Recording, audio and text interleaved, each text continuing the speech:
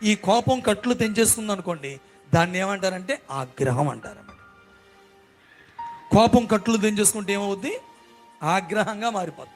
అంటే ఇక ఆగ్రహం వచ్చేసిందంటే ఇక అడిగి చేస్తాడు, చేతిలో ఫోన్ ఉందా, ముందు టీవీ ఉందా, లేకపోతే నా పక్కన గోడ ఉందా అని చూడడం, ఇలా కొడతాడంతే. చేతికి ఏం వేస్తాడో కట్టేసుకో. కాబట్టి ఈ లోకంలో స్వామి చెప్పాడు, తన కోపమే, చెప్పండి అమ్మా, కోపం ఎవడో శత్రువు కాదట. కోపం ఎవడు కొందో అడిగే శత్రువు పడ్డది. తోస్వం ఇంట్లో దూరింది అనుకోండి, ఎలా చూస్తున్నావా? తోస్వం ఇంట్లో దూరింది అనుకోండి, ఎప్పుడు ఎవరిని కొట్టేదో తెలుతుందా? ఈ కోపం తోస్వం కంటే డేంజర్.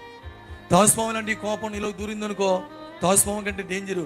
అది నిన్ను ఎప్పుడు కొట్టేస్తుందో నీకే తెలియదు, ఎప్పుడు నిన్ను డేంజర్లో పడేస్తుందో నీకు తెలియదు, ఎప్పుడు నిన్ను మరణానికి నడిపిస్తుందో తెలీదు.